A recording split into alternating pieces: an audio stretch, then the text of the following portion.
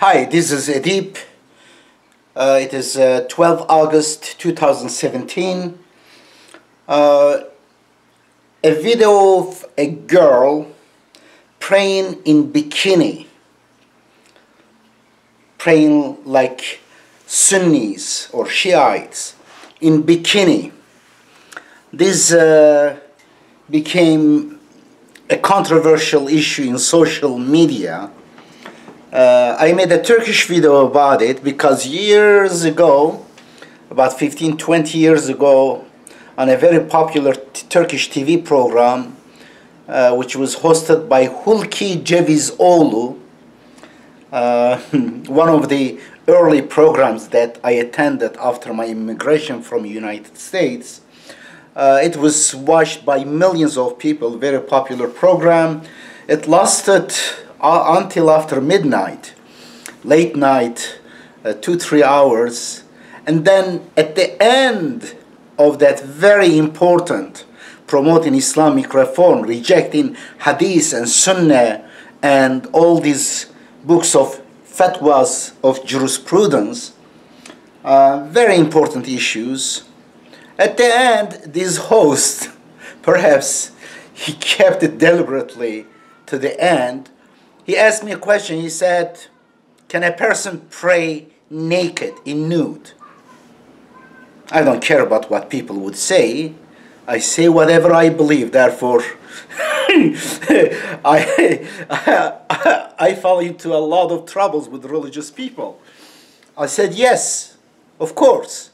If that person in his privacy, in his room, of course that person could pray, because we cover ourselves, our body, with clothes to protect ourselves from cold, from the harmful rays coming from the sun, and from other people that may get bad ideas about our bodies, or protect ourselves, or just psychologically from other people. That's it. But as far as for God, the creator of the universe, is also the creator of all the cells in your body, including your genitals. And according to Muslims, God sees everything. God is closer than your jugular vein, closer to you than your jugular vein. God sees you while you go to the restroom.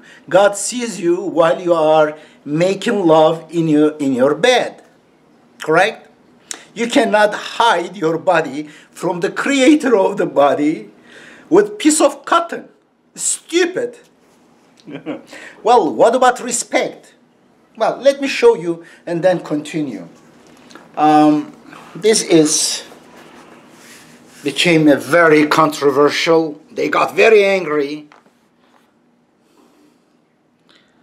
Okay, where is it?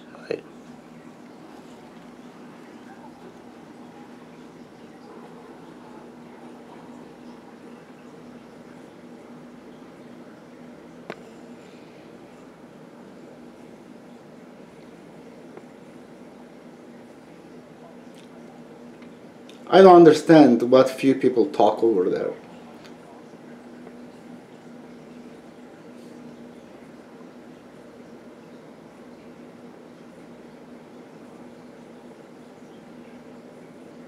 Okay, that's it. Now, as far as bikini, though the verse about the women covering their chest, that verse is telling women to protect themselves from other people. When you are reading the Quran, if you are not putting your brain on the side, if you are using your brain, from in between lines you understand that there was some woman walking outside with their boobs, breasts open, and they were known as prostitutes, and therefore they would get certain invitation or harassment by males, by stupid males. I would say, of course. by sinful people. And therefore the Quran advises Muslim women, not the man, Muslim women, to فَلْيَضْرِبْنَ بِخُمُورِهِنَّ عَلَى جُيُوبِهِنَّ. Let them put their cover on their chest. That's it. It's not about their hair. It's not about anything else, about their chest. And there is another verse also, lengthen their garment. It doesn't tell you how much to lengthen it. It leaves to women, to the condition, to the culture to decide.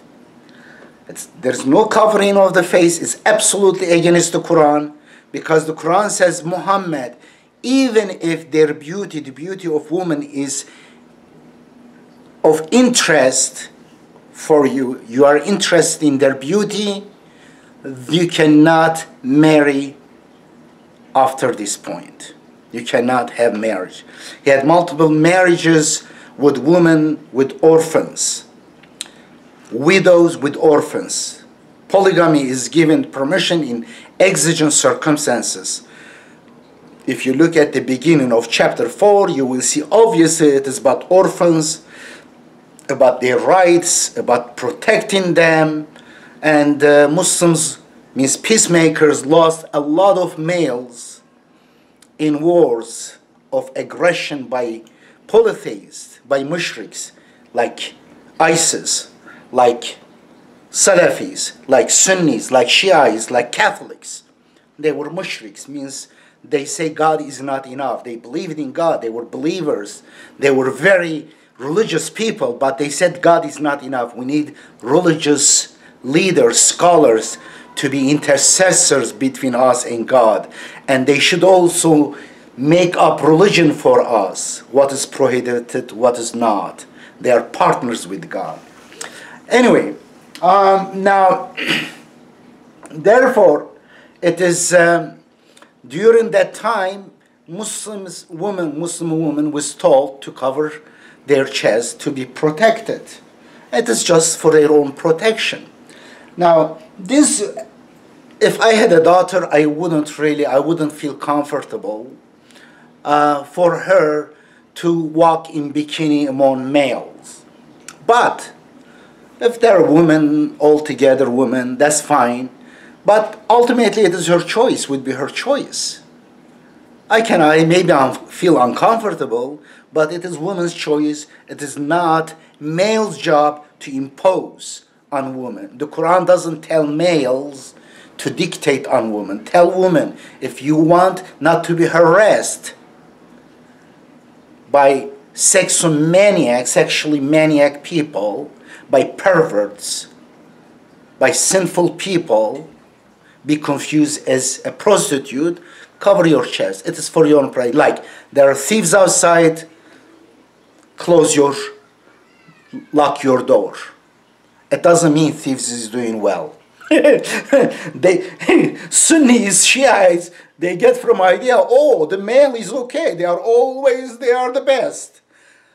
And women will go to hell because they didn't close their chest. Nope. You are responsible. You cannot harass women, idiots.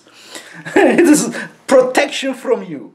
Now, what about respect for God? Respect. They confuse God with their sheikhs, with their imams, with their leaders, dictators. Respect for God is not by wearing your clothes, by wearing suits and ties, or by ironing your pants. No. It may be a respect to some human beings whose level is that, who will value you according to your clothes, but it is not respect. God looks at your heart, your intention, what counts. Your good deeds, what counts in front of God. Then if you are talking about respect to God, then you must not pray in your pajamas. Well, if you are invited by the king and dictator of your country, the pharaohs of your country, for a meeting, you would wear the best clothes possible. You would iron it. You would put ties and correct and suits. Then every day, 5 times a day, if you are praying, you should do the same, even better, correct? But you are not doing that. And then don't tell me about respecting God with your cotton, with your suits. Of course, there is verse in the Quran. If you are going to masajid, means the temples, the place of submission to God, put your best clothes on you, of course, because it is social. It is for people. It is both for protection and sometimes for pleasantry. Stylishly you wear, that's fine. But it's for people, it's not for God. You are in your privacy. She felt in her privacy. Well, her issue is here. She is already in bikini. Okay, you may criticize that, I understand. Though I put an asterisk, a footnote there. You may criticize her for wearing so immodest while swimming, but while she is in that shape, you cannot criticize her praying while she is in that condition. Because prayer is only in one condition. Prayer is not possible, is not accepted by God. The Quran says if you cannot find water for ablution, you can have an intention, tayammum, you can pray. If you are not able to bow and prostrate physically, you may pray to God, communicate with God, make connection with God, give promise and ask God help, guidance, while you are riding your horse, riding your camel, riding your car, riding your aeroplane, whatever you are riding, okay? While you are riding, you don't need to get out from your car. While you are in your car, pray. If you are in a very exigent, difficult circumstances like war, you can make it short. Therefore, the length of the prayer or ablution with water or physically bowing down and prostrating, they are not the essential ingredients, requirement of salah, prayer. Salah, of course, this I'm talking about salah with God, not community salah, which is solidarity with people. Salatul Jummah is a little bit different. Now, of course, but there is only one place in the Quran says, when you don't have this condition, do not do the salah prayer. What is it? If you are drunk and you don't know what you are saying, you need to know what you are saying. Therefore, your prayer must be in your language, native language that you know the best. Well, if you know very well the Arabic and every word when you are uttering, okay, then recite Fatiha.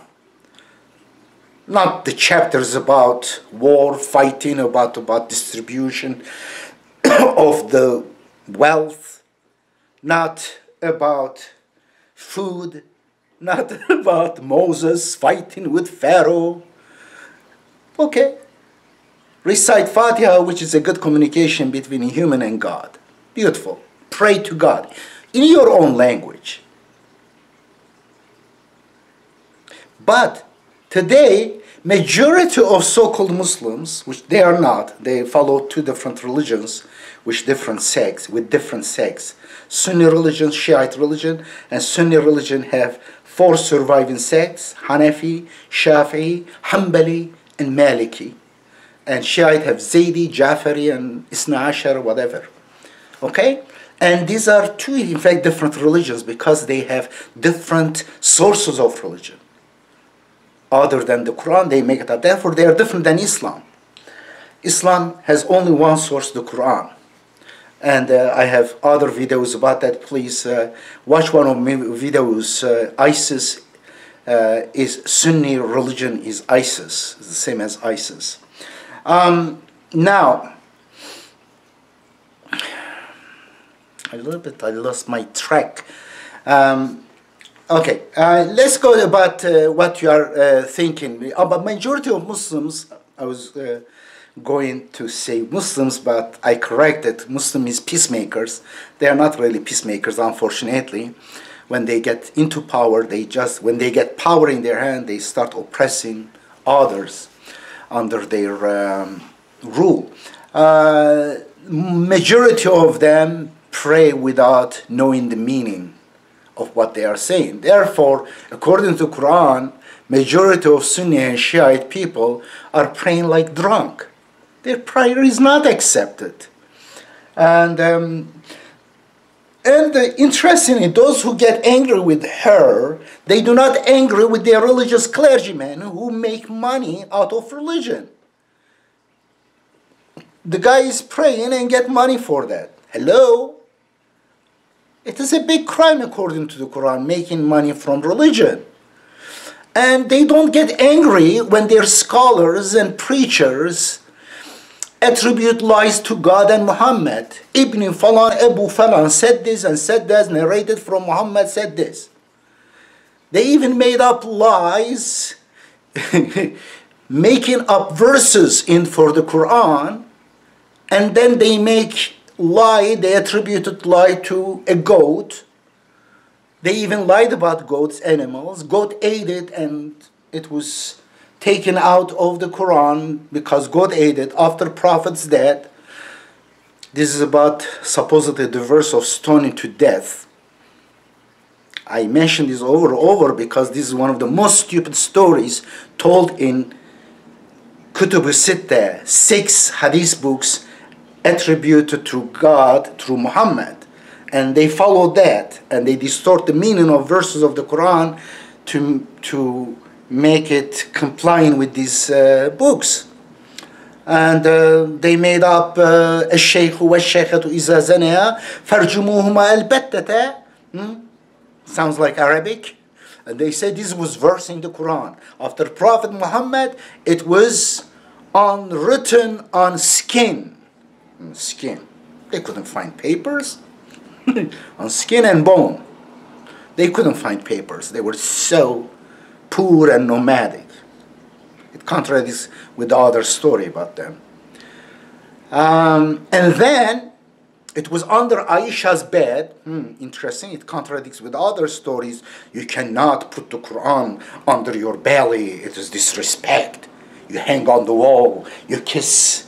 And you cannot touch the Quran without ablution. They distort the meaning of the verse. That only pure, with good mind, intention can understand the Quran. They mistranslated, oh, you must have ablution, clean hands to touch the Quran. Fetishism. Worship the paper and ink. But meanwhile betraying all the message in the Quran. And anyway, they contradict those teachings. Well, it was under Aisha's bed. Aisha was sleeping on it. Okay? That's fine. There was a verse, which is not in the Quran, after Prophet Muhammad. It was on the skin, and it was under Aisha's bed. All these lies. And then, what happened? Well, a hungry goat came and ate it. And ate it. Wow, what a story. A hungry holy goat. Well, you say that's good. That means God did not want it to be in the Quran after Muhammad.